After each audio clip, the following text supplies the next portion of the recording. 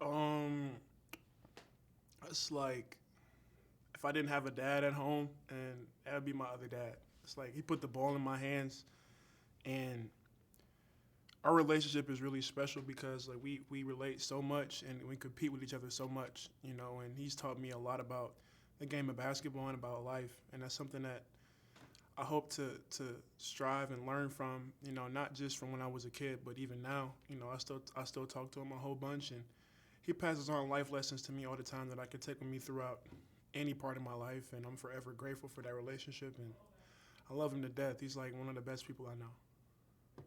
You guys, I read or heard somewhere that you guys played horse together, Uh-huh. and he's a very active wheelchair Oh yeah, basketball player. for sure, for sure. And so, what are those games like when you're playing horse with him? It's they're competitive for sure. You can't miss any shots. He's gonna make you pay for sure. I know that, and even just competing with him in his game and wheelchair basketball, and he's taken me to some of his practices, and I've been practicing with his team, and just having to push that wheelchair for so long, and being able to shoot with it as well, and then stop and turn, and push again and go. It's harder than standing up and running and jumping. I can tell you that much, to say the least. And he's a huge competitive guy, and then somebody who doesn't have heart. I don't want to say he questions you a little bit, but he's a guy that has a ticker for sure. And then how has that maybe helped you in your game in terms of that, maybe playing with him Mm-hmm. and watching him in his wheelchair basketball? I mean, how has that helped you in your game, or what have you learned about yourself that you've carried over into this year, maybe, or in other years past? I mean, it just brings things into perspective. Anything can happen at any time. I try to play every game like it's my last, because anything can happen at any moment, and he never lets me forget that. Even with him beating me most of the times when I was a kid, to get that kind of leveling out now. We're still in a relationship that he teaches me a lot, even when I win, or even when you know he beats the mess out of me. It's always love in the end, and I could take that anywhere. Thank you. Mm-hmm. We'll go out to Kyle Austin. Hey, Aaron, just wondering what these last couple weeks have been like for you guys. I mean, only the one game.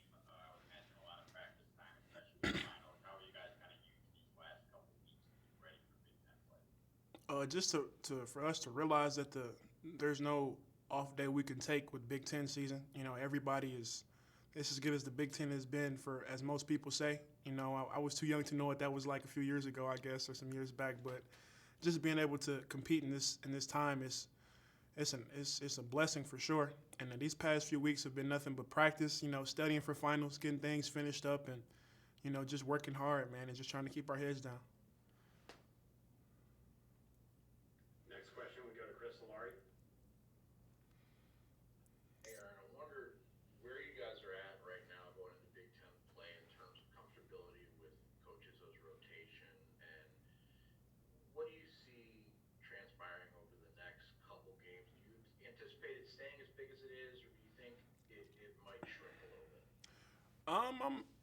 Coach Izzo has a better understanding of that than me. I feel like, he's gonna do anything to put the team in the best spot possible, and whatever happens, happens. Whoever's playing the best will play. I feel like, and he's been doing a good job of that. I feel like, and I'm just whoever's out there with me, or whoever I'm out there with, I'm ready to compete with them.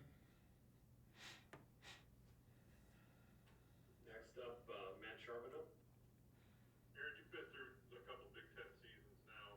When you hear people talk about Big Ten kind of basketball, what's it like playing in the Big Ten? What does that mean to you? What is it?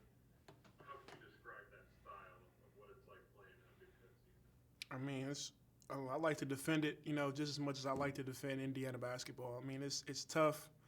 No days off. Every game's a war. You can't lose any games and try to have a big shot at winning the Big Ten, and every day has to be won. The practices have to be won, the games have to be won, the bus rides have to be won. Just the preparation has to be won as a whole, and anybody that plays a Big Ten team, I feel like will feel that from another conference, or within our conference. We understand how much it means to us for sure.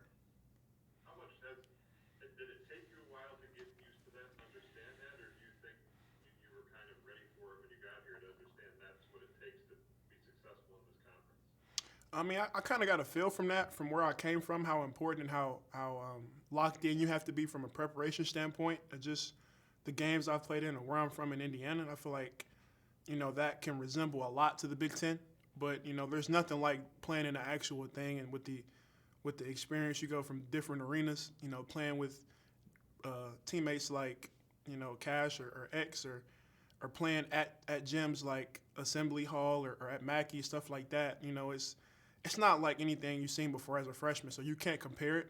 But when you get here, you kind of fit into your role, and you kind of find your way. It might even playing field some, but are you kind of bummed that you're going to go to some of those places and there's not really going to be anybody there? You don't have everyone.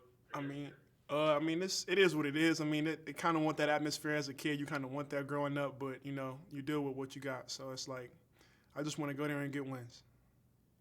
Thanks, sir. Yes, sir. Anything else for Aaron?